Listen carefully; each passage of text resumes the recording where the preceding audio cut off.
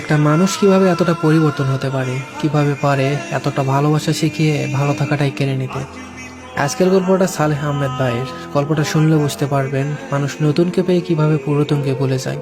ভাইয়াটা আমারে বলে যে ওর সাথে আমার পরিচয় হয় আমাদের নানুর বাড়িতে গিয়ে। প্রথম দেখাতেই ভালো লেগে যায়। ও আমার ছোট বোনের ক্লাসমেট ছিল। আমার ছোট বোন আমার ফোন থেকে ওর সাথে কথা বলতো, বিভিন্ন নোটস ছবি পাঠাইতো ওকে। তো তার মাধ্যমে আমাদের কথা হয়। এভাবেই আমাদের প্রায় 6 মাস কথা হয়। এই 6 মাসে ওর প্রতি আমার একটা আলাদা টান তৈরি হয়। আমি বুঝতে পারছিলাম ওইও আমার একটু একটু পছন্দ করে। কিন্তু ওর আগের একটা বয়ফ্রেন্ড ছিল, সেটা আমি জানতাম। কিছুদিন পর শুনতে পেলাম যে ওর ব্রেকআপ হয়ে গেছে। তো তার কিছুদিন পরেই, দিনটা ছিল সোমবার, সন্ধ্যা 7টা 15 মিনিটে আমি ওকে প্রপোজ করি। আমি ওকে বলি আমি তোমার হাতটা সারা জীবনের জন্য ধরতে চাই। ও কিছুই বলেনি, শুধু কিছুদিন সময় নিয়েছিল। তো তারপর ও রাজি হয়ে যায়। তারপর আমাদের রিলেশনটা শুরু হয়। ও কলেজে ভর্তি হওয়ার আগ পর্যন্ত সবকিছু ঠিকঠাকই ছিল, কিন্তু কলেজে ভর্তি হওয়ার পর থেকে কেমন যেন বদলে যেতে শুরু করলো। রিলেশনের শুরুতেও আমাকে অনেক কেয়ার করতো, ভালোবাসতো, সবসময় খোঁজ নিত, 3 বেলা জিজ্ঞেস করতো আমি খেয়েছি কিনা। এতটা ভালোবাসা কেয়ারিং পেয়ে আমি ওরে এতটাই ভালোবাসলাম, ওরে ছাড়া আমার কোনো কিছুই ভালো লাগতো না। সারাক্ষণ ওর সাথে কথা বলতে মন চাইতো। ওরে ছাড়া আমি কিছুই বুঝতাম না, সবসময় ওর কথা মনে পড়তো। তো এইভাবেই চলতে থাকে। এসএসসি শেষে ও ইন্টারে ভর্তি হলো কলেজে। কিছুদিন ভালোই চললো, বাট তারপর থেকে শুরু হলো অবহেলা।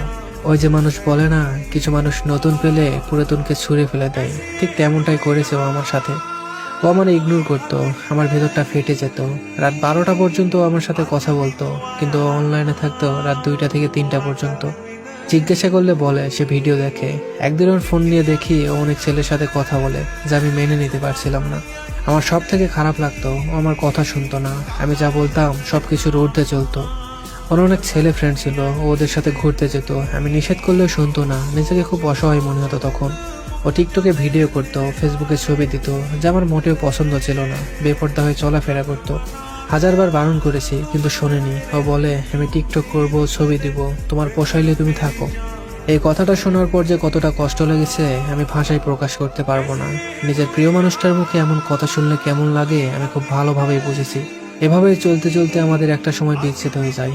আমাদের বিচ্ছেদের পেছনে আর একটা মানুষের হাত ছিল। তিনি হলেন আমাদের পাশের বাসার খালা। থার্ড পার্সন হয়ে তিনি আমাদের সম্পর্কটা নষ্ট করে দিয়েছেন। ও আফরিনকে বলতো আমি নাকি আফরিনের সাথে টাইম পাস করি, আমি নাকি ওকে বিয়ে করব না। এটা ছাড়া আরো অনেক কিছু বলে আমাদের মাঝে দূরত্বর সৃষ্টি করেছে। আর এই দূরত্ব থেকেই আজ আমাদের বিচ্ছেদ। আমি আফরিনকে অনেক বুঝিয়েছি যে দেখো, আমি যদি বিয়ে করি তাহলে তোমাকেই করব। তাও সে বিশ্বাস করেনি। আমার এতদিনের ভালোবাসা একটা মানুষের মুখের কথায় শেষ করে দিল। আমি আমার খালাকে কোনোদিন ক্ষমা করব না। তার কারণে আমার জীবনটা আজ নষ্ট হয়ে গেল। কি ভাবছেন আমার ভালোবাসার মানুষটার থেকে আলাদা করে ভালোই আছেন? থাকেন, সমস্যা নেই। রিভেঞ্জ অফ নেচার বলে একটা কথা আছে, জানেন তো? প্রকৃতি আপনার হিসাব ঠিকই নিয়ে নিবে, আজ না হয় কাল, শুধু সময়ের অপেক্ষা। সেই দিন হয়তো আমার কাছে ক্ষমা চাওয়ার মুখটাও আপনার থাকবে না। আমাকে আমার ভালো থাকার মানুষের থেকে আলাদা করে আপনি কখনোই ভালো থাকতে পারবেন না। আচ্ছা একটা কথা বলেন তো, কি পেলেন আফরিনকে আমার থেকে আলাদা করে? আমি তো আপনার কোনো ক্ষতি করিনি। আমি আপনাকে নিজের খালার মতোই দেখেছিলাম, আজ তারা এই প্রতিদান দিলেন। আপনার এই কাজ আমি কখনোই ভুলতে পারবো না। আমার দীর্ঘশ্বাসগুলো আপনাকে ভালো থাকতে দিবে না, দেখে নিন। আমি আফরিনকে পাওয়ার জন্য আমার ফ্যামিলির কাছে আজ খারাপ ছেলে, আমার ভাই বোনদের কাছে খারাপ ভাই। আমার নিজের খালার সাথে আজ 2 বছরের কোনো সম্পর্ক নেই আমার, শুধু ওকে পাওয়ার জন্য। দিন শেষে আমি ওকে হারিয়েই ফেললাম। আজ আমাদের বিচ্ছেদের 6 মাস হয়ে গেল, তারপরেও ওর প্রতি আমার ভালোবাসা একটুও কমেনি, বরং আগের থেকে বেশি মিস করি, বেশি ভালোবাসি। আমি ওকে কখনো ভুলতে পারবো না। ওকে পেয়ে গেলে হয়তো আমার চাওয়ার কিছুই থাকতো না। তার জীবনে যত না পাওয়ার গল্প আছে, ওকে পেয়ে গেলে হয়তো সব না পাওয়ার গল্পগুলো ভুলে যেতাম। আফরিন, আমি তোমাকে কিছু কথা বলতে চাই। আমি জানি তুমি যার সাথে আছো ভালো আছো। আমি চাই তুমি ভালো থাকো, সেটা যে কারোর সাথে হোক না কেন। আর একটা কথা, আমি অনেকবার চেয়েছি তোমায় ঘৃণা করতে, কিন্তু কখনোই পারিনি। আমি তোমাকে মন থেকে ভালোবেসেছি, হয়তো এই কারণেই ঘৃণা করতে পারিনি। জানো, আমি এখনো প্রতিদিন তোমাকে এফবিতে সার্চ করি, এখনো তোমার পুরনো SMS গুলো দেখি, তোমার ছবিগুলো দেখি আর ভাবি এই কি সেই মানুষ যাকে আমি এতটা ভালোবেসেছি? খুব অচেনা লাগে তোমায় এখন, খুব মিস করি তোমার সেই আগের ভালোবাসাগুলো। তোমার কথা মনে হলেই নিজের অজান্তেই চোখে পানি চলে আসে। কি করব বলো, তোমাকে তো আর পাওয়া হলো না, তাই তোমার স্মৃতিগুলো নিয়েই বেঁচে আছি। আমি একদম ভালো নেই তোমায় ছাড়া। তুমি আমার ভালো থাকার কারণ ছিলা, সেই তুমিই নেই, কিভাবে ভালো থাকি বলো? জানো তো, তোমায় খুব মিস করি। I miss you Afreen, I really miss you. তোমাকে অনেক কথা বলার ছিল, কিন্তু তার হয়তো বা কখনো হবে না। আমি তোমার থেকে অনেক দূরে চলে যাচ্ছি। হয়তো কাছে পেতে ইচ্ছে করলেও আমায় ফিরে পাবে না। আমি চাই তুমি ভালো থাকো, অনেক ভালো থাকো। 5 ওয়াক্ত নামাজ পড়ে মোনাজাতে তোমাকে কত চাইলাম, কিন্তু পেলাম না।